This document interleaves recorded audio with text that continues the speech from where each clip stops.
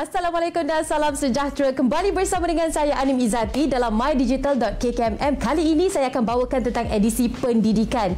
Jadi apa khabar semua yang berada di rumah ataupun tidak kiralah di mana sahaja anda berada atau apa sahaja yang anda lakukan. Sama-sama kita hari ini menuntut sedikit ilmu bagi kita mengetahui apakah topik yang kita akan bawakan hari ini berkaitan dengan pendidikan, edisi pendidikan untuk anda.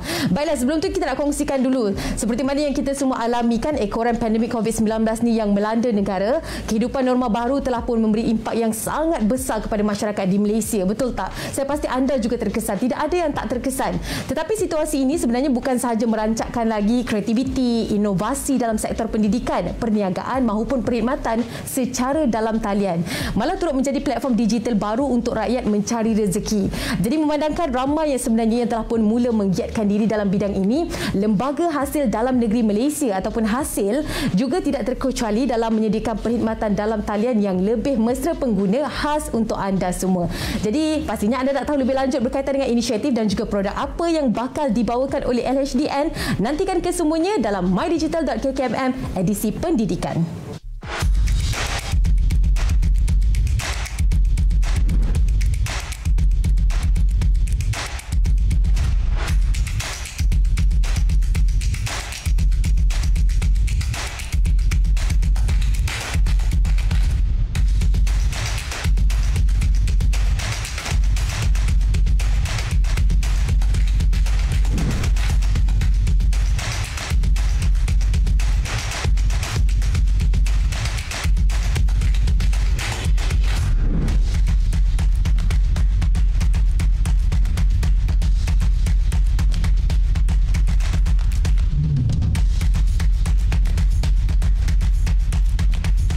Baiklah penonton-penonton semua, adakah yang masih lagi tak tahu apakah itu mydigital.kkmm? Jadi untuk pengetahuan anda, sebenarnya mydigital.kkmm ni merupakan sebuah inisiatif di bawah Kementerian Komunikasi Multimedia Malaysia ataupun KKMM. Selain daripada pendidikan, sebenarnya kita membicarakan pelbagai inisiatif dalam bidang teknologi. Kita ada bidang pelancongan, keusahawanan, hiburan, sukan, kesihatan, industri kreatif maupun gaya hidup. Jadi untuk pengetahuan anda, kalau nak tahu perkembangan terkini kami, senang sahaja boleh layari mydigital.kkmm.my ataupun tak reti-reti lagi follow kami di Instagram maupun Facebook kami untuk anda dapatkan perkembangan terkini kami. Baiklah, kita akan mulakan untuk segmen yang pertama kami iaitu MyTax, Gerbang Informasi Percukaian. Kalau kita dengar pasal LHDN, pasal cukai ni kan, ramai yang lari, ramai yang tak nak ambil tahu. Sebenarnya dalam waktu yang kita tak sedar, ini merupakan tanggungjawab kita kan. Kenapa kita nak kena lari walaupun ke mana sahaja kita pergi, tetap ianya perlu dilaksanakan sebagai tanggungjawab kita. Jadi untuk pengetahuan anda, sebenarnya bermula pada tahun 2005, hasil sudah pun memulakan perkhidmatan secara dalam talian menerusi sistem e-filing. Seiring dengan perkembangan teknologi, sebenarnya hasil telah pun mengorak langkah seterusnya dengan menyediakan pelbagai produk berasaskan kepada perkhidmatan dalam talian yang dilancarkan pada 19 November 2020. Di sinilah sebenarnya bermulanya platform digital MyTax bagi memudahkan pengguna membayar cukai. Sebab apa kita tahu pergerakan kita sangat limited. Kita tak boleh nak ke mana-mana. Jadi dengan adanya perkhidmatan dalam talian pastinya memudahkan urusan kita semua. Jadi untuk mengetahui lebih lanjut lagi, kita nak perkenalkan tetamu istimewa kami di studio hari ini iaitu Encik Muhammad Syazwan Malik. Apa khabar Encik Syazwan? Terima kasih. Alhamdulillah. Encik Syazwan ni merupakan Pegawai Perhubungan Awam Jabatan Khidmat Korporat Lembaga Hasil Dalam Negeri Malaysia. Kita nak ucapkan terima kasih juga bersama dengan kami Encik Syazwan hari ini, dan pastinya pelbagai perkara yang boleh dikongsikan untuk kita tambah lagi ilmu kita, untuk kita caknakan lagi mungkin kesedaran kita sebagai tanggungjawab. Sebagai permulaannya kan pembicaraan kita, mungkin Encik Syazwan boleh kongsikan apa yang dilakukan ataupun dilaksanakan oleh pihak hasil sendiri bagi memudahkan urusan pembayaran cukai dan juga hal-hal berkaitan dengan percukaian. Okey. First sekali terima kasih Anim untuk pengenalan tadi. Macam yang Anim ada sebut tadi, MyTax ni dia adalah gerbang percukaian. Okey, jadi sistem MyTax ni adalah salah satu usaha daripada LHDN sebenarnya untuk memantapkan lagi pengurusan cukai kepada pembayar cukai di luar sana. Seperti yang kita tahu, sejak tahun 2020 tahun lepas, pandemik COVID-19 ni memberikan impak yang tinggilah kepada kehidupan kita. Sebelum ni kita kalau daripada segi percukaian, kita datang ke kaunter, kita isi borang, kita hantar di sana, di pembayar cukai pun boleh datang ke kaunter untuk isi e-filing di office LHDN untuk buat declaration. Tetapi sejak pandemik melanda kita dan kita dikenakan tindakan kawalan Perintah Kawalan Pergerakan sejak Mac, yang mana Mac ni adalah tempoh penghantaran borang bagi individu yang penting kan selalunya. Betul. Dia mula kat situ. Jadi bila jadi macam ni, apa cara untuk menyampaikan perkhidmatan tu? Perkhidmatan masih kena hantar borang. Masih lagi orang kena ambil tahu hal-hal percukaian. Jadi salah satunya adalah kami di Lembaga Hasil kami menambahbaikkan sistem MyTax ni sebenarnya. MyTax ni adalah macam yang Anin cakap tadi, dia adalah gerbang percukaian. Bila kata menambahbaikkan tu, maknanya ianya telah pun ada terlebih dahulu sebelum ini. Betul. Sistem MyTax tu sendiri. Cuma apa yang dikatakan ditambah baik ataupun diperbaharui lagi tu? Okey, sebelum ni MyTax ni memang dah ada. Dia cuma kita rebrand sahaja sistem MyTax ni. Dia macam sebelum ni sistem MyTax ni kita akses melalui sistem Izzat Hasil. Bila kita login ke e-filing kita akan boleh akses ke MyTax. Dia macam kita punya peti mail inbox lah. Inbox MyTax tu. Lepas tu dia juga bila kita tambah baik tu, dia dah jadi macam one stop center lah. Kalau sebelum ni kita akses Izzat Hasil tu melalui, kita akses MyTax melalui Izzat Hasil. Tetapi sekarang ni kita akses Izzat Hasil melalui MyTax. Dia jadi lebih besar lah. Aplikasi MyTax itu sendiri dah ada macam-macam. Segalanya bermula dari aplikasi MyTax itu. Sebenarnya bila MyTax ini diwujudkan, Encik Syazwan? Okey, sebenarnya sistem MyTax ni macam yang saya cakap tadi, dia telah diwujudkan sejak 2014 masa dia dalam konsep inbox lagi. Lepas tu sejak 2000 bila Lembaga Hasil kita tengok dalam tahun 2017 peningkatan pengguna sistem MyTax ni dia meningkat dari 2017 ke 2018, 2019 dan pada tahun 2020 semakin meningkat dia punya penggunaan dia tu. Jadi sebab tu Lembaga Hasil menambah baik sistem MyTax ni, jadikan dia sebagai satu aplikasi gerbang lah. Maknanya ini juga mendapat kecanaan ramai pengguna. Sebenarnya cakna dalam adanya wujudnya MyTax ini, dan mereka menggunakan. Semakin lama semakin kita melihat peningkatan dalam kesedaran menggunakan aplikasi MyTax ini ada dalam kalangan rakyat. Okey, kita nak sambung lagi perbincangan bersama dengan Encik Syazwan. Tapi sebelum tu kita nak anda saksikan video yang telah pun disediakan ini terlebih dahulu.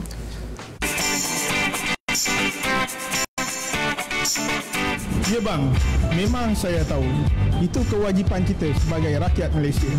Saya maklum perkara tersebut. Kita bayar cukai daripada wang yang kita dapat. Bukan itu kerjaya. Selagi pendapatan belum layak, tidak perlu bayar cukai. Saya mula menyimpan resip perbelanjaan saya. Saya daftar diri secara online, memang sangat senang. Saya tahu saya memang guna. Laman web dia senang nak ingat. mytax.hasil.gov.my. MyTax ni memudahkan pembayaran cukai saja. Senang sangat. Tak payah keluar rumah. Bayar hasil. E-filing. Bayar hasil. Bayar hasil. E-filing. E-filing.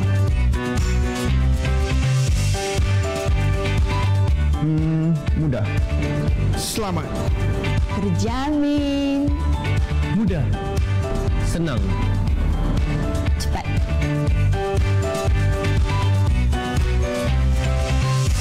Jangan tangguh. Buat sikit-sikit. Walaupun sedikit saja kita membayar cukai, ini tetap menjadi sumbangan kepada negara kita. Ini ikhtiar kita untuk bangunkan negara. Kita beri manfaatnya kepada kita juga. Baiklah, itu merupakan pandangan orang awam. Tak kira apa sahaja skop pekerjaan mereka, tetapi mereka bertanggungjawab untuk membayar cukai. Kecil mana pun bayaran itu, pastinya ia merupakan sumbangan buat negara kita, kan? Jadi bagaimana untuk kita ada lagi kecanaan, kesedaran berkaitan dengan itu? Kita teruskan bersambung perbualan kita. Mudah-mudahan perbualan ataupun perbincangan kita hari ini dapat menambah peningkatan kesedaran dalam kalangan rakyat Malaysia pastinya. Kalau tadi kita dah cerita tentang MyTax ni ada versi baharu. Mungkin Encik Syazwan boleh terangkan lebih lanjut lagi apakah pengisiannya yang dikatakan MyTax ini telah pun ditambah baik dari segi mungkin segenap aspek. Okey, secara ringkasnya, sistem MyTax ni dia bila kita tambah baik, dia adalah gateway kepada semua perkhidmatan-perkhidmatan yang disediakan di LHDN. Jadi contohnya satu lagi kemudahan yang diberikan, yang ada dalam sistem MyTax ini, dia menggunakan konsep single sign on. Maksudnya kita sign in sekali tapi kita boleh akses semua sistem yang lain-lain. Tak payah dah sign in banyak kali. Jadi dia juga dia ada smart notification. Bila smart notification ni kita akan dapat daripada inbox dia real time message lah. Apa-apa berkenaan dengan kita punya penghantaran borang, barang balik, kalau kita ada surat penjelasan cukai. Jadi secara itu semua tu dia ada smart notification. Jadi dengan lagi satu, dengan sistem MyTax ni dia ada macam salah satu perkhidmatan secara virtual lah kepada pembayar cukai. Okey. Kalau kita sebagai pembayar cukai kan, apakah menu ataupun perkhidmatan servis yang paling ketara sekali yang boleh digunakan dalam aplikasi MyTax ini? Okey, kalau sebagai pembayar cukai yang paling mudah sekali adalah untuk kemaskini profil diri kita. Macam bila kita login ke situ, contohnya kita dah berkahwin, dah ada anak, bertambah anak.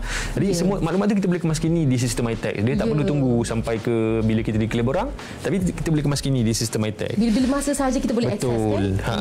Okay. Lepas tu dia pun ada juga satu macam dashboard yang mudah untuk kita faham. Dia tunjukkan berapa cukai yang kita bayar dalam beberapa tahun kebelakangan ni, berapa bayaran balik yang kita terima, dan lagi satu dia terus ada notification untuk keluar negara, sekatan perjalanan keluar negara. Kalau sebelum ni kita kena check dekat website immigration. Betul. Tapi sekarang ni kita dah tak perlu dah. Kita login ke sistem MyTax dan kita boleh nampak, okey, tiada sekatan perjalanan, ada sekatan perjalanan. Jadi daripada situ kita dah tahu dah apa tindakan yang kita perlu ambil.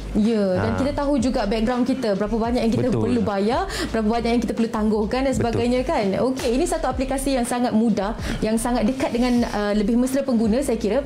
Mungkin kaedah ataupun cara untuk log masuk itu dalam kalangan kita yang mungkin baru sahaja nak menggunakan MyTax, masih lagi belum ada clear picture. Mungkin gambaran jelas ni boleh disampaikan oleh Cik Syazwan sendiri. Jadi untuk membolehkan seseorang individu ni dia akses kepada sistem MyTax, sebenarnya pertama sekali dia kena ada nombor cukai pendapatan. Kalau belum ada, dia perlu buat pendaftaran lah, nombor cukai pendapatan. Kalau dia dah ada nombor cukai pendapatan, and then dia boleh terus dapatkan nombor PIN dulu untuk membolehkan dia mendaftar secara digital dan akses kepada sistem MyTax tu. Jadi untuk dapatkan nombor PIN tu, caranya adalah satu, dia boleh datang ke cawangan terdekat, ataupun dia boleh buat permohonan secara online lah di laman web hasil di Borang Maklum Balas. Okey, mungkin secara ringkasnya sebelum kita concludekan perbualan kita kan, daripada awal tadi kita dah sampaikan apakah itu MyTax. Bila kita cakap tentang MyTax ini merupakan gateway untuk perkhidmatan dalam talian hasil. Apakah yang menjadi ini merupakan gateway untuk mereka sebagai pembayar cukai ataupun mereka yang terlibat dalam pencukaian ini? Okey, secara ringkasnya sebenarnya pengenalan sistem MyTax ni dia bukan sahaja macam menyahut seruan kerajaan untuk mendigitalkan perkhidmatan-perkhidmatan yang disediakan, tetapi juga untuk memberikan kemudahan kepada semua pembayar cukai, bukan saja dia boleh datang ke kaunter, tetapi untuk orang yang sibuk, dia mungkin dia ada masa terluang malam saja, jadi dia masih lagi boleh dapatkan perkhidmatan pencukaian dengan menggunakan sistem MyTax tu. Tepat sekali. Sebab apa, bila kita dah bergerak dekat keadaan sekarang ni kan, semuanya menggunakan teknologi, pastinya kita nak cepat, kita nak tepat dan juga semuanya dapat mengurangkan kos. Terima kasih Encik Syazwan. Untuk setakat inilah perbincangan kita, perkongsian yang cukup bermanfaat sekali saya bagi, saya kira untuk pengguna atas talian khususnya. Dan menariknya, perkhidmatan seperti MyTax ini sebenarnya bukan sahaja lebih informatif, malah dapat menjimatkan kos dan juga masa. Ini bertepatan sebenarnya dengan usaha kerajaan untuk menaik tarafkan teknologi digital dalam perkhidmatan di Malaysia. Baiklah, kita nak rehat seketika. Kembali selepas ini kita akan mengupas banyak lagi, antaranya tentang berhati-hati dengan scammer. Ini adalah topik untuk anda semua kalau anda mungkin pernah menjadi mangsa scammer. Okey? Jadi untuk anda semua kalau nak tahu banyak lagi tentang mydigital.kkmm.my, boleh layari kami di mydigital.kkmm.my untuk mengetahui pelbagai perkembangan terkini dan pastinya pelbagai booth dan juga aktiviti menarik yang disediakan khas untuk anda. Jangan lupa follow kami di Instagram dan juga Facebook kami. Kembali selepas ini hanya di mydigital.kkmm edisi pendidikan.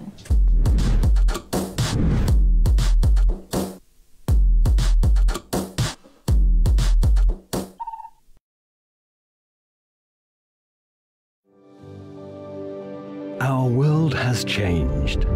We are connected more than ever. No borders separate us. Interconnectivity demands critical information to be delivered in real time.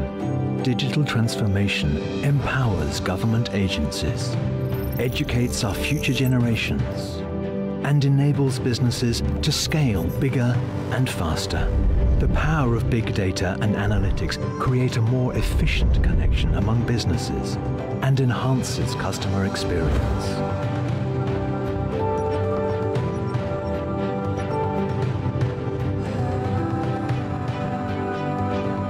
It takes a trusted partner to aggregate data in real time, process information securely, and deliver the right solution professionally, on demand, on time. We are empowering big data right here. We are committed to delivering critical data unlike any other by enabling complete digital solutions.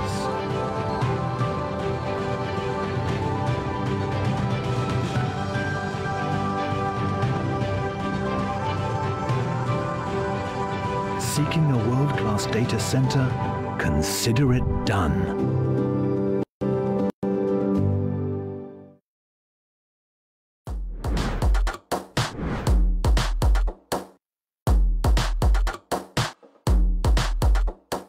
Kembali bersama dengan saya Anim Izzati di mydigital.kkmm. Kali ini edisi pendidikan bersama dengan saya untuk sampaikan beberapa informasi kepada anda semua.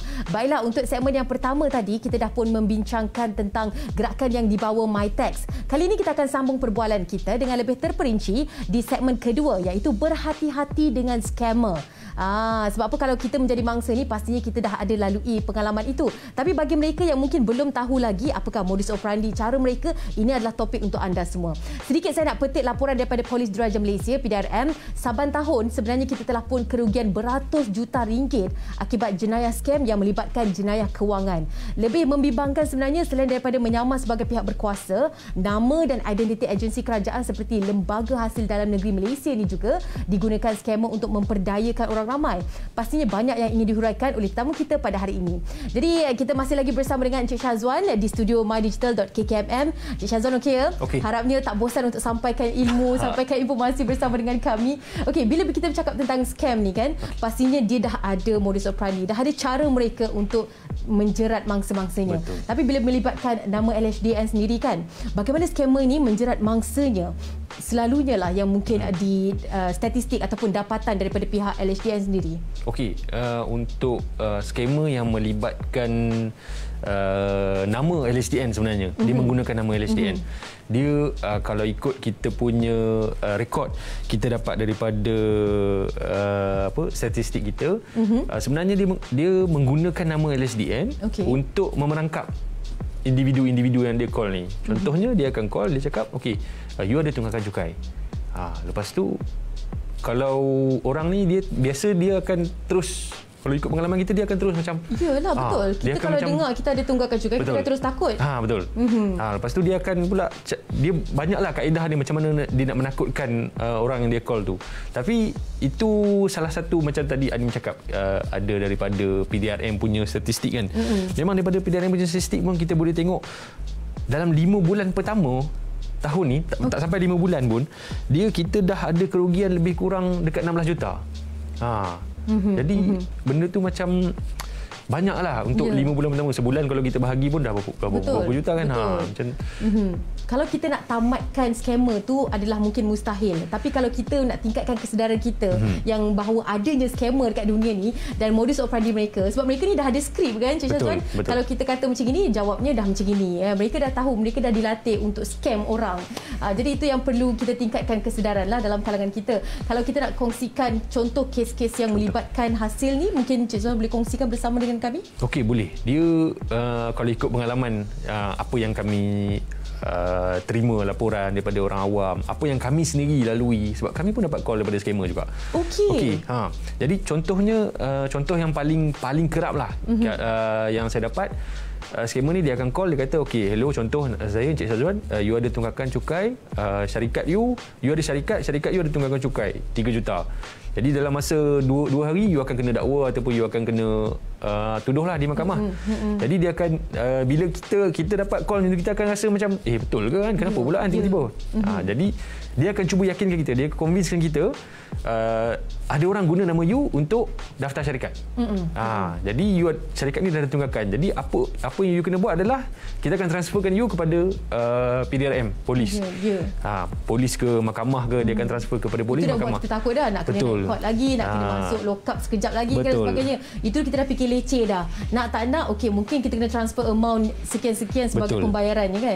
Itu yang selalu kita dengar kan, Cik Syazwan. Itu yang menakutkan kita sebenarnya. Tapi kalau dalam keadaan ini, adakah possible, adakah mungkin kita ni boleh elakkan diri kita daripada ditipu scammer? Boleh, banyak cara sebenarnya. Jadi macam kalau kami di Lembaga Hasil, bila kami call taxpayer tu, kita akan maklumkan ada tunggakan cukai. Jadi kita tak akan maklumkan kepada pembayar cukai ni untuk terus bayar amount tu kan? Sekian. Jadi kita akan minta dia rujuk kepada cawangan dia jugalah. Jadi apa yang pembayar cukai ni boleh buat adalah dia perlu waspada lah, dia perlu alert, dia perlu waspada dengan tindakan scammer ni. Kalau secara call, dia dapatkan pengesahan daripada LSDN. Kalau secara email, tengok balik domain email tu, adakah daripada @hasil.gov.my ataupun bukan. Kan, sebab sebenarnya kalau dihubungi daripada pihak LSDN sendiri, mereka siap bagi solusi pembayaran. Bagaimana cara yang terbaik untuk kita bayar cukai dan sebagainya, bukan main sembarang. Kita tahulah, boleh bezakan yang mana scammer, yang mana sebenarnya merupakan agensi yang sepatutnya hubungi anda. Okey, kita nak berbual banyak lagi sebenarnya berkaitan dengan topik ini, tapi sebelum tu kita nak anda saksikan sedikit sedutan mengenai amaran scam oleh LHDN ini. Jom sama-sama kita saksikan. Sumber polis di Raja Malaysia melaporkan saban tahun kita mengalami kerugian beratus juta ringgit akibat jenayah scam membabitkan penipuan kewangan. Itu amaun yang dilaporkan saja. Yang tak dilaporkan pula mungkin boleh menjangkau berbilion ringgit. Tahukah anda, selain daripada menyamar sebagai pihak berkuasa, nama dan identiti agensi kerajaan seperti Lembaga Hasil Dalam Negeri Malaysia juga sering digunakan oleh scammers untuk memperdaya anda. Bagaimana scammers menjerat anda? Biasanya mereka akan guna email atau surat palsu, panggilan palsu, mesej palsu atau menyamar sebagai pegawai Lembaga Hasil Dalam Negeri Malaysia, kononnya untuk mengutip cukai yang tertunggak. Jangan jadi mangsa. Ini nasihat kami untuk anda. Jangan panik jika anda sebagai pegawai Lembaga Hasil Dalam Negeri Malaysia, pastikan anda mendapatkan butiran diri pegawai yang mengunjungi premis anda seperti nama penuh, nombor pekerja dan cawangan atau jabatan yang mereka bertugas. Rakamkan gambar mereka untuk rekod jika perlu. Pastikan juga sebarang bayaran cukai jika ada hanya dibuat kepada Lembaga Hasil Dalam Negeri Malaysia tanpa melalui akaun pihak ketiga atau mana-mana individu maupun syarikat. Ingat, jangan jadi mangsa. Jangan terpedaya. Jangan biarkan scammers bermaharajalela.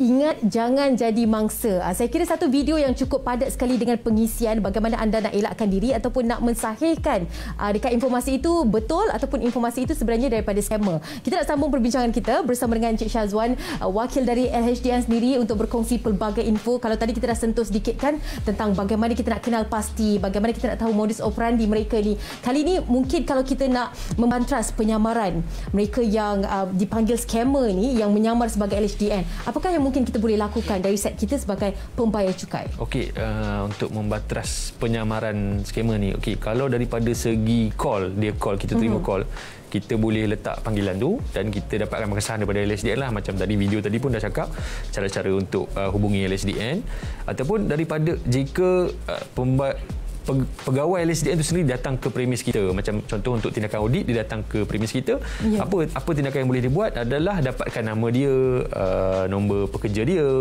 pas pekerja dia, ambil gambar dan dapatkan pengesahan daripada cawangan yang tempat dia bertugas lah. Okey, sebenarnya ada cara sahaja kan sebelum kita nak share semua info ataupun details butiran peribadi kita. Itu sangat penting ya, butiran peribadi. Bila dah tahu, mungkin ada sahaja selok-belok mereka untuk melakukan jenayah scam ini. Okey, kalau mungkin kita kita nak semak sendiri status bayaran cukai sama ada yang tertunggak ataupun seperti mana yang didakwa oleh scammer tersebut, adakah kita boleh lakukan ataupun ada caranya? Okey, sebenarnya boleh. Macam tadi dalam segmen sebelum ni kita ada bincangkan berkenaan dengan MyTax.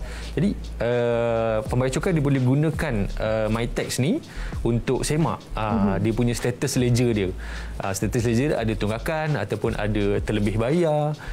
Daripada MyTax ni pun dia boleh tengok macam-macam lah. Dia boleh tengok status cukai tahun-tahun sebelum, ada tunggakan tahun-tahun sebelum tak, bayaran balik dia macam mana. Jadi dia boleh rujuk melalui MyTax lah, selain daripada dia call LHDN ataupun datang ke cawangan LHDN. Okey, sebab daripada aplikasi MyTax juga, adakah kita boleh melihat kepada progres bayaran kita? Sebab ini mungkin melibatkan, kalau mungkinlah didakwa oleh scammer itu kita ada baki tertunggak dan sebagainya. Kita punya pembayaran pun kita tak pasti sama ada kita dah bayar mengikut kepada yang sepatutnya ataupun kita ada skip bayar, dan ini juga boleh menjadi point scammer itu cakap betul ataupun tidak. Kita nak sahihkan tu pun kita boleh saksikan dalam MyTax juga. Sebenarnya boleh juga. Kita tengok daripada MyTax, macam tadi ada video yang tunjukkan cara untuk kita akses kepada sistem e-ledger tu. Jadi kita boleh tengok dekat e-ledger tu. Dia akan tunjukkanlah status kedudukan cukai kita yang semasa. Okey, ini juga kita kongsikan bersama dengan anda bagaimana kesedaran kita kan, sebagai rakyat Malaysia. Ini harus kita tahu penipuan kewangan dan juga percukaian ini sangat-sangat penting. Sebab apa, kalau kita sendiri tak sedar, kita sendiri tak elakkan diri kita daripada menjadi mangsa scammer, takut-takut kita terjerumus ke dalam kerugian yang tak sepatutnya. Daripada kena bayar cukai yang mungkin amount dia sikit kan Cik Syazwan, jadi amount dia banyak disebabkan ditipu oleh scammer ini. Okey, mungkin nasihat daripada Tuan Syazwan sendiri kepada pembayar cukai bagi isu yang melibatkan jenayah kewangan ni. Okey, nasihat saya kepada pembayar cukai, sebenarnya kalau terima panggilan daripada scammer ni, saya mewakili pihak LHDN kira meminta pembayar cukai supaya jangan terus percaya kepada scammer ni lah. Dapatkan pengesahan dulu. Dapatkan pengesahan daripada banyak channel. Untuk dapatkan pengesahan, dia boleh call LHDN, dia boleh check MyTax, dia boleh hantar borang, dia boleh hantar email kepada pegawai yang dia kenal untuk pastikan betul tak dia ada jumlah tunggakan tu sebelum dia ambil tindakan apa-apa. Sebab apa, sangat-sangat penting untuk kita faham dan juga dalami lagi tentang topik scammer ini. Yang pertama, tindakan saya kira tutup telefon dulu. Kalau rasa macam tak pasti, off dulu telefon. Kalau anda dah dapat nombor pegawai dan sebagainya, semak dahulu sebelum anda lakukan apa-apa saja seterusnya kan. Okey, terima kasih Cik Syazwan untuk yang kali ini. Kita nak kongsikan lagi banyak. Antaranya apa yang kita nak bawakan adalah EduZone, EduZone Gerbang Pendidikan Percukaian. Tapi secara kesimpulannya, sebenarnya saya boleh rumuskan bahawa rakyat Malaysia ni harus sentiasa peka dan ambil tahu tentang isu semasa yang sedang berlaku. Seperti mana yang Cik Syazwan katakan tadi, elakkan untuk beri maklum balas ataupun mendedahkan maklumat sulit kepada orang yang tidak dikenali. Sebab apa, jika berlaku cubaan penipuan dari scammer, pastikan anda menyemak dahulu pengesahan daripada pihak LHDN melalui borang maklum balas ataupun care line sebelum membuat sebarang tindakan lanjut. Sekali lagi terima kasih kepada Encik Syazwan atas perkongsian pada segmen kali ini. Kita nak rehat seketika sebenarnya. Kembali selepas ini kita akan berkongsi banyak lagi, antaranya EduZone Gerbang Pendidikan Percukaian anda. Jadi jangan ke mana-mana, kembali selepas ini.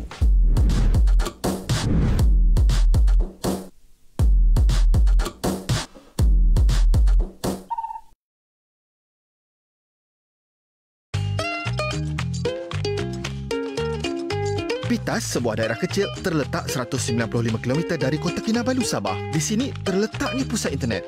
Manfaat kemudahan internet telah terbukti dalam komuniti tempatan di Pitas. Pusat internet Kampung Pinggan, dunia cyber baharu di Pitas, adalah pusat internet di Malaysia yang dinaik taraf kelajuan sehingga 300 megabits per saat. Usaha TM tidak terhenti di situ.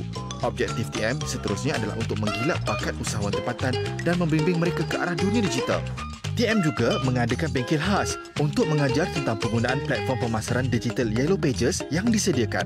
Menerusi inisiatif Unify Biz Club, golongan usahawan tidak kira tua atau muda diberi peluang menerokai pemasaran internet. Dengan jaringan komunikasi yang kukuh, usahawan tempatan di persada dunia digital kini mampu bersaing seiring dengan usahawan global. Peluang kejayaan bukan lagi sekadar impian. Kini, semua orang boleh berjaya. Ke arah kehidupan digital Malaysia, didukung oleh TM.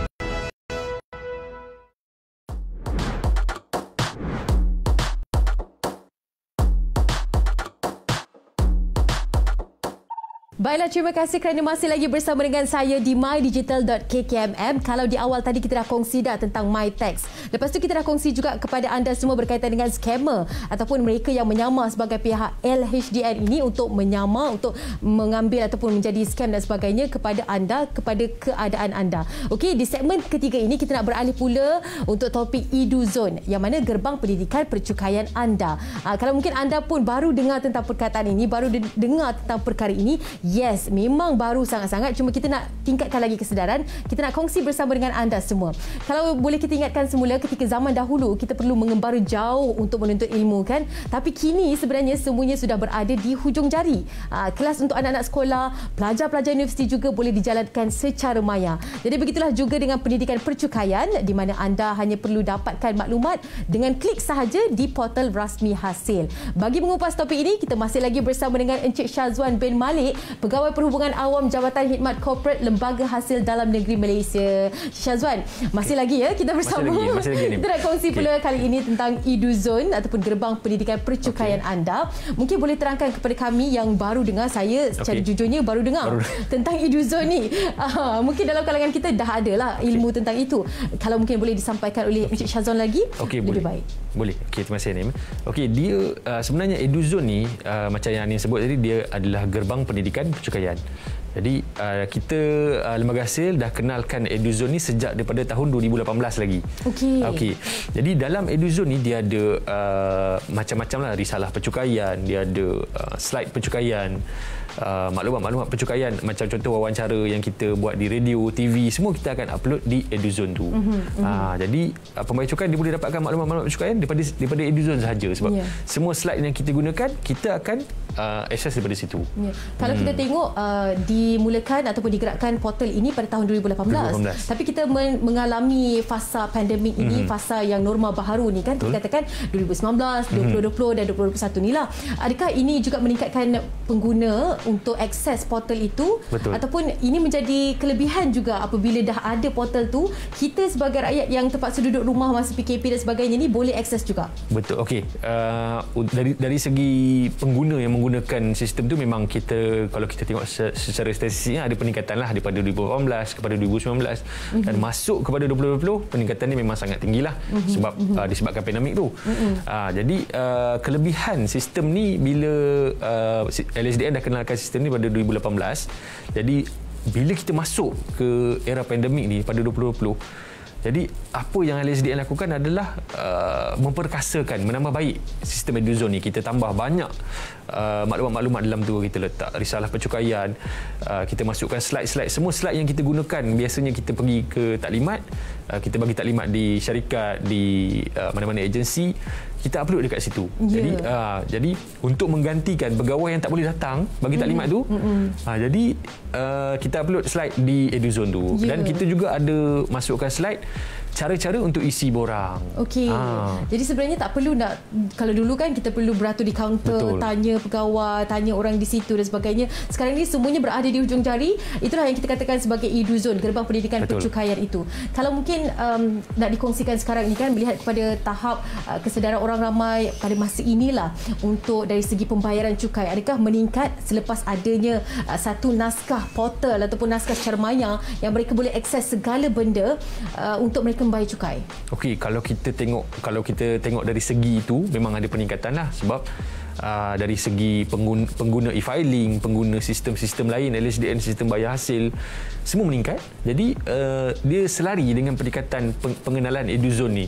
Jadi kalau daripada situ kita boleh simpulkan yang memang kesedaran dari segi pembayar cukai ni memang semakin meningkat daripada tahun ke tahun, yang mana pembayar cukai ni dia menyedari tanggungjawab dia untuk tanggungjawab dia kepada negara kita. Sebab pembayar cukai ni dia adalah tanggungjawab kepada negara. Jadi bila pembayar cukai menyedari benda tu, contoh dalam situasi pandemik, bila pembayar cukai ni dia sedar, kata okey, saya kena bayar cukai. Jadi tapi dia tak boleh ke LHDN time tu. Apa yang dia boleh buat? Jadi dia boleh akses kepada sistem-sistem secara atas talian ni. Dia boleh guna EduZone ada tunjukkan cara untuk akses sistem e-filing, macam mana cara nak isi borang, macam mana nak buat pembayaran. Jadi dia boleh buat semua tu, dia boleh akses semua sistem tu secara sendiri. Daripada duduk rumah sendiri pun dia boleh check semua macam mana nak buat. Ya, senang cerita pihak hasil dah pun berikan, tinggal kita je nak tak nak, sama ada kita baca satu persatu kan, kita kaji satu persatu dan kita ikut segala mungkin spek yang diberikan oleh pihak hasil sendiri. Kalau kita cakap pasal prosedur yang mungkin perlu diketahui kan, macam tadi ada sebut tentang taklimat percukaian. Adakah mereka sebagai peniaga-peniaga luar ataupun ada entiti-entiti tersendiri, syarikat-syarikat yang ingin mengetahui juga, mendapatkan akses juga untuk taklimat percukaian itu, boleh diakses oleh mereka? Boleh sebenarnya. Okey, untuk agensi-agensi macam peniaga-peniaga kecil, kita lebih fokus kepada peniaga kecil SME sebab mereka ni tak ada akses kepada accountant yang besar. Jadi apa yang mereka boleh buat adalah mereka boleh panggil LSDN untuk bantu mereka dari segi taklimat, sebab kita sebagai agensi pelaksana sebenarnya. Jadi kita akan bantu peniaga-peniaga macam ni untuk dapatkan kefahaman yang lebih baik, sebab bila contohnya macam peniaga ni, dia satu dia kena kirakan cukai untuk perniagaan dia. Lagi satu dia kena kira juga cukai untuk pekerja dia. Betul. Jadi tu dua benda yang berbeza sebenarnya. Jadi memang satu bebanlah kepada syarikat tu. Jadi untuk sesuatu yang dia tak faham, dia mestilah dapat penjelasan. Jadi dia boleh panggil LSDN, dia boleh panggil kita, ada bahagian pendidikan cukai di Jabatan Khidmat Korporat. Untuk panggil tu dia boleh hubungilah Jabatan Khidmat Korporat sendiri, ataupun dia boleh dapatkan nombor daripada portal hubungi kami tu. Okey. Sebab kadang-kadang kan syarikat siap upah orang ataupun third party kan untuk menyelesaikan masalah cukai, sama ada untuk syarikat dan juga pekerja. Ini pun sebenarnya secara tak langsung dapat kurangkan kita punya kos. Kan kalau syarikat fikirkan tentang kos secara keseluruhannya, kita dapat kurangkan sedikitlah untuk mengupah third party menyelesaikan isu ini. Sebenarnya semuanya berada di hujung jari, tinggal kita yang akses tentang informasi-informasi ini. Okey, kita nak teruskan perbualan bersama dengan Encik Syazwan. Tapi sebelum tu, saksikan dahulu sedikit imbasan video berkaitan dengan EduZone.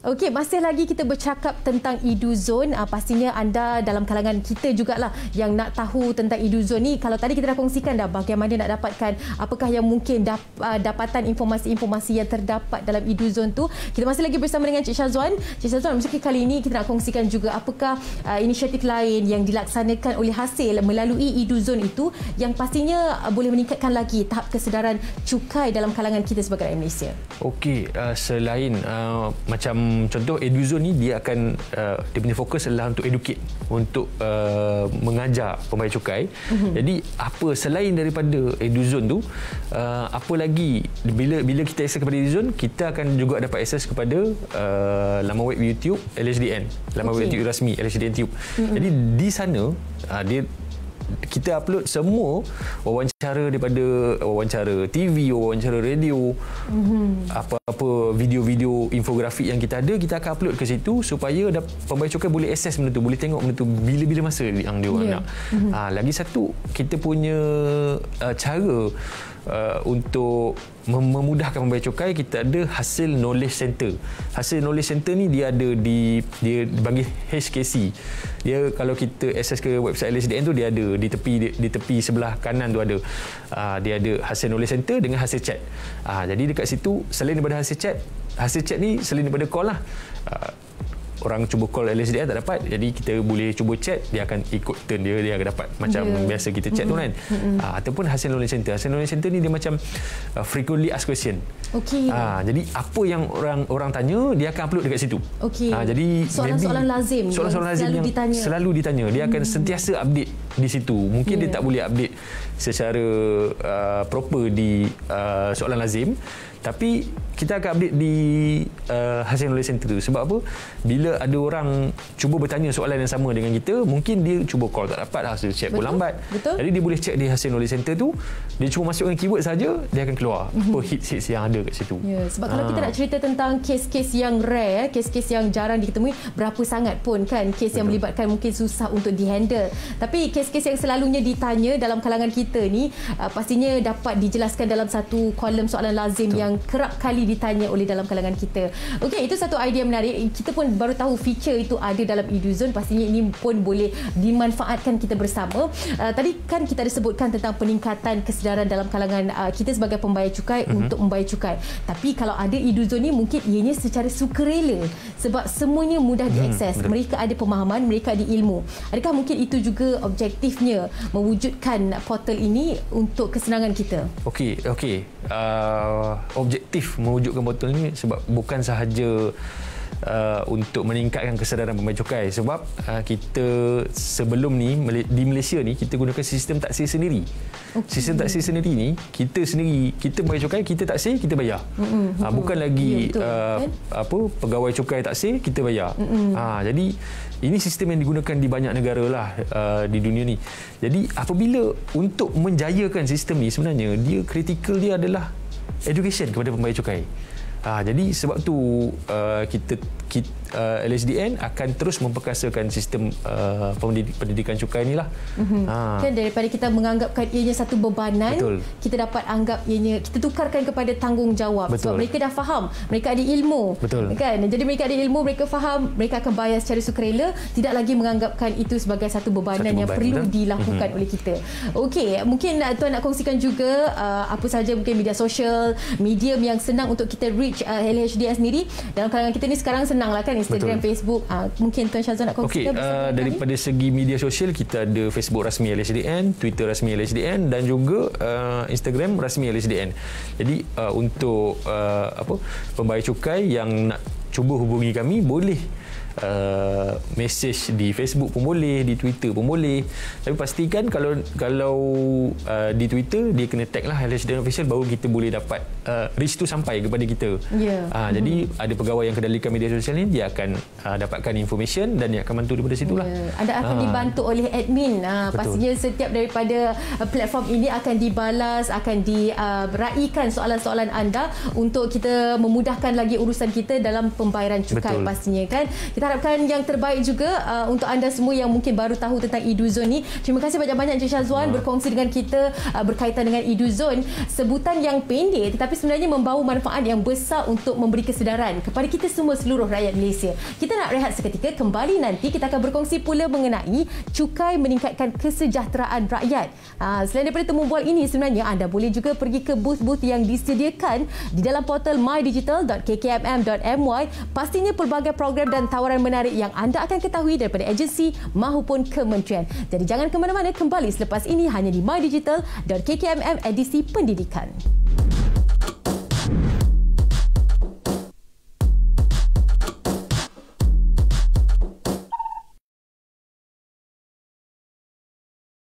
Lindungi kanak-kanak daripada pengantunan dalam talian. Adakah anda pernah dengar mengenai pengantunan dalam talian atau dalam bahasa Inggeris cyber grooming? Pengantunan dalam talian adalah merujuk kepada tindakan pemangsa bermesra dengan kanak-kanak atau mereka yang masih muda untuk tujuan seksual. Pemangsa akan mengkaji latar belakang mangsa yang disasarkan berdasarkan maklumat yang diperolehi di internet dan seterusnya menggunakan aplikasi seperti mesej, video, laman rangkaian sosial untuk berkomunikasi dan berkawan dengan kanak-kanak. Pemangsa kebiasaannya menggunakan identiti palsu seperti menyamar sebagai rakan sebaya. Setelah meraih kepercayaan dari mereka, pemangsa akan memanipulasi dan mengugut kanak-kanak atau mereka yang masih muda ini bagi tujuan seksual. Oleh itu, ibu bapa atau penjaga perlu berbincang dengan anak-anak mengenai isu ini. Beritahu mereka mengenai bahaya perkongsian berlebihan maklumat peribadi dalam talian. Elakkan berbual atau berjumpa dengan orang yang tidak dikenali dan galakkan mereka untuk membuat laporan laporan jika mereka rasa tidak selesa atau tidak selamat. Marilah lindungi anak-anak dari menjadi mangsa pengantunan dalam talian. Klik dengan bijak.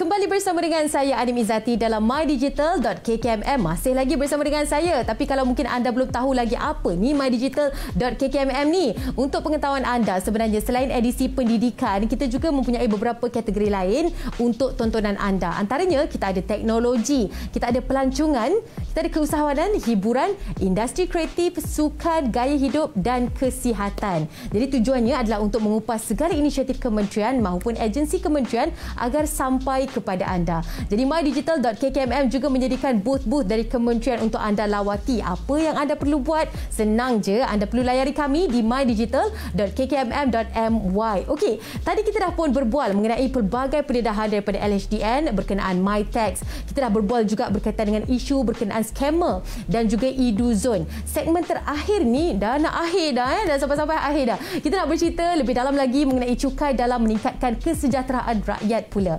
Seperti mana yang kita semua sedia maklumkan, cukai ini tak boleh dipisahkan dengan kehidupan, ekonomi dan pentadbiran negara. Hasil cukai ini sebenarnya bukan sahaja digunakan oleh kerajaan untuk mentadbir dan mengurus, malah menampung perbelanjaan membangunkan negara.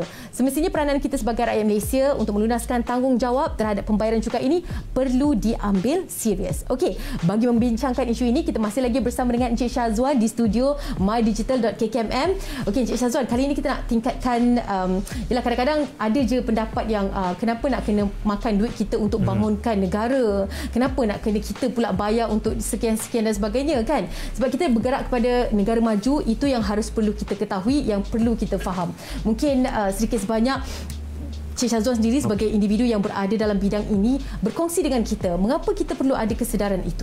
Okey, untuk mengapa kita perlu ada kesedaran tu, macam okey, contoh macam ni. Saya akan jawab macam nilah. Dia cukai ni sebenarnya dalam negara kita dia ada dua jenis cukai yang kita kutip, cukai langsung, cukai tak langsung. Macam cukai pendapatan yang kita bayar ni adalah cukai langsung lah. Okey, jadi dia punya portion cukai langsung ni adalah 40%, lebih kurang 40% daripada jumlah pendapatan negara. Okey. Jadi untuk kita faham dia tu, jumlah pendapatan negara ni yang dibentangkan dalam bajet. Setiap tahun ada bajet, dia akan bentangkan jumlah pendapatan negara, barulah kerajaan dia boleh buat perancangan, okey, berapa peratus nak bagi kepada industri ni, berapa peratus nak bagi kepada sektor ni. Macam contoh paling mudah kita tengok berapa peratus nak bagi kepada hospital bila kerajaan nak buat apa-apa perancangan. Itu perlu menggunakan pendapatan daripada negara itulah. Jadi 40% adalah daripada cukai langsung, yang mana yang dikutip oleh Lembaga Hasil Dalam Negeri Malaysia. Bagaimana pihak hasil sendiri untuk menapis segala andaian-andaian ataupun mungkin pemikiran mereka yang mungkin salah anggap berkaitan dengan pendapatan cukai ini? Adakah mungkin kita nak ubah persepsi itu, satu yang mencabar juga? Apakah tindakan yang dilakukan oleh pihak hasil sendiri? Okey, kita memang banyaklah tindakan-tindakan kita, macam tadi kita dah buat wawancara di TV apa semua. Cuma ada beberapa lagi persepsi yang masih lagi macam saya rasa dia masih lagi wujudlah di kalangan pembayar cukai. Contoh yang pertama adalah kalau dia dah bayar zakat, dia tak perlu bayar cukai. Tapi sebenarnya zakat dengan cukai ni adalah dua perkara yang berbeza. Betul. Cuma Akta Cukai Pendapatan Negara kita membenarkan individu yang bayar zakat dia sebagai pelepasan daripada membayar cukai. Jadi cukai ni adalah tanggungjawab individu di negara kita.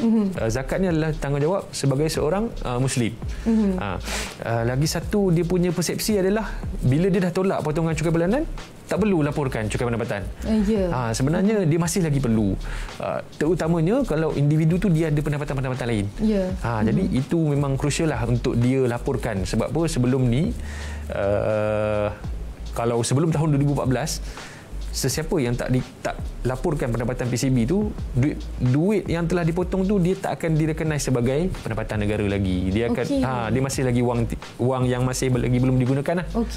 Tapi mulai tahun 2018 kita dah pindah akta kita. Jadi individu yang makan gaji sahaja, dia ada option untuk tak hantar borang, dan borang yang cukai yang telah dipotong tu dia akan dianggap cukai muktamad dia lah. Jadi tak ada refund lah bagi dia. Itu yang rugi dia tu. Sebab tu pentingnya ilmu ni kan. Betul. Kita nak dapat bezakan sama ada cukai, sama ada zakat kan. Betul. Pelepasan zakat betul. Di-recognize ataupun dibenarkan dalam anda isi borang pencukaian dan sebagainya. Okey, banyak lagi sebenarnya informasi yang kita nak kongsikan, tapi sebelum tu kita nak anda saksikan dahulu sedikit sedutan video yang telah pun disediakan untuk anda. Jom sama-sama kita saksikan. Ini Amran. Pada waktu siang, dia bekerja sebagai seorang penulis kreatif. Pada waktu malam, Amran seorang YouTuber. Pada hujung minggu, beliau seorang DJ dan pengacara majlis. Amran sedar tanggungjawabnya. Setiap tahun, Amran akan melaporkan semua pendapatan yang diperoleh termasuk daripada pekerjaan freelance kepada LHDNM. Semua pendapatan daripada sumber yang tetap serta sementara perlu dilaporkan. Bersama-sama membangunkan negara. Ya, ini lagi satu tentang isu yang mungkin perlu juga kita perhalusikan. Kadang-kadang kita dah buat satu kerja tu, tapi sekarang ni manalah cukup buat satu kerja. Mungkin kita sebagai individu ada 2-3 kerja. Bagaimana kerja-kerja kita yang freelance itu untuk kita recognisekan, kita masukkan sekali dalam sistem pencukaian. Okey, itu tadi sedikit sebutan video yang mungkin diharapkan meningkatkan jugalah kesedaran kita. Kita faham konsep itu. Kita berbalik kepada perkongsian kita kali ini bersama dengan Encik Syazwan lagi. Kadang-kadang mereka ni ada persoalan di mana kemana hasil cukai itu dibelanjakan. Mungkin Cik Syazwan boleh kongsikan juga bersama dengan kami untuk pemahaman kita bersama. Okey, soalan ni memang soalan yang selalu ditanyakan lah. Dia macam contoh bila orang bayar cukai, dia kata, mana pergi duit aku? Macam tu lah dia cakap. Betul. Okay. Jadi sebenarnya bila kami di Lembaga Hasil, tugas kami adalah mengutip saja. Taksir dan kutip, dan duit tu akan masuk kepada kerajaan juga. Jadi macam mana kerajaan takbir duit tu adalah macam yang saya sebut tadi, semasa pembentangan bajet dia dah bagi tahu dah. Contohnya kerajaan nak buat infrastruktur hospital, nak tambah baik jalan raya, nak tambah baik sekolah. Jadi semua tu adalah datang daripada pendapatan tadi yang kita kumpul tadi tu. Jadi ke situlah sebenarnya duit kita dibelanjakan.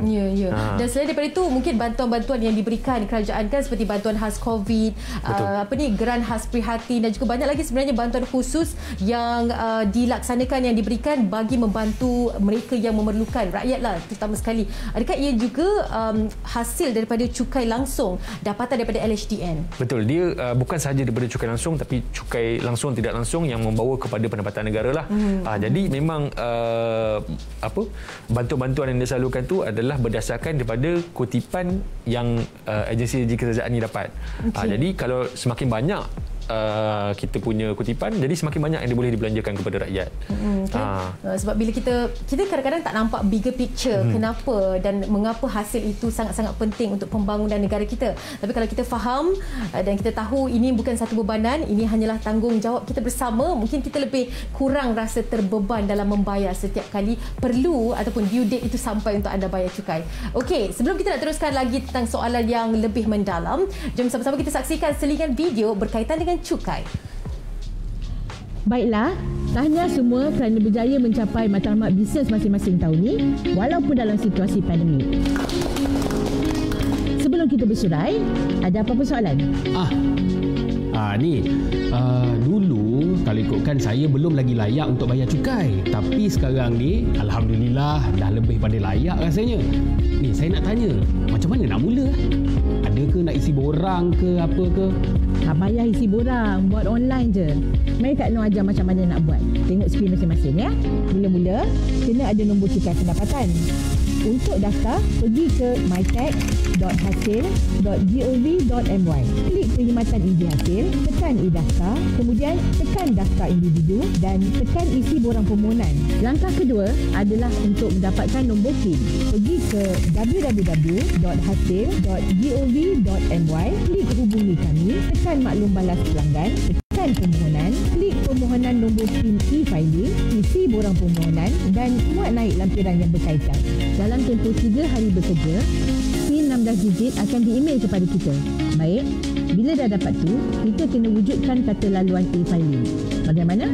Pergi ke mytax.hasil.gov.my, login kali pertama dan masukkan 16 digit nombor PIN tadi serta nombor kad pengenalan. Kemudian, hantar dan tekan wujudkan kata laluan. sekarang dah boleh guna e-filing. Kena pastikan kita pilih jenis borang dan tahun taksiran yang betul tau. Dan selain melaporkan pendapatan kita untuk tujuan cukai, jangan lupa untuk tutup pelepasan-pelepasan yang dibenarkan bagi tahun 2020. Jangan lupa simpan rekod pembelanjaan yang dituntut sebagai pelepasan cukai tu ya. Baik, sekarang semua tahulah ke mana lepas ni? Jom pergi hasil.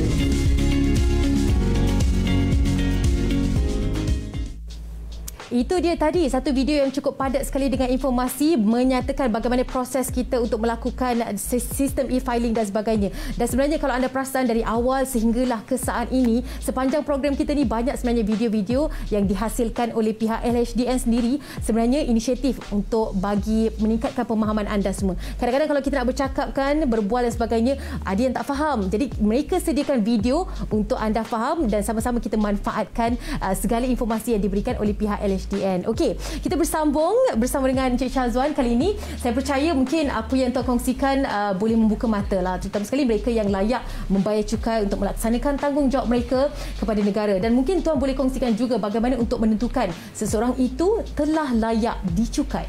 Okey, telah layak dicukai. Okey, secara asasnya kalau kita tengok untuk individu yang makan gaji sahaja, dia ada potongan EPF lebih kurang 34,000 selepas tolakan EPF pendapatan tahunan. Okey. Untuk itu untuk yang individu yang makan gaji mudahlah dia nak tentukan. Untuk individu yang berjalankan perniagaan sahaja, dia ada buat freelance sahaja, cara dia paling mudah bagi saya adalah dia kumpulkan jumlah pendapatan dia tu, dia declare dulu dalam borang B. Jadi bila dia buat declaration tu, sebab bila gunakan borang B buat online, dia terus boleh dapat berapa cukai yang kena bayar.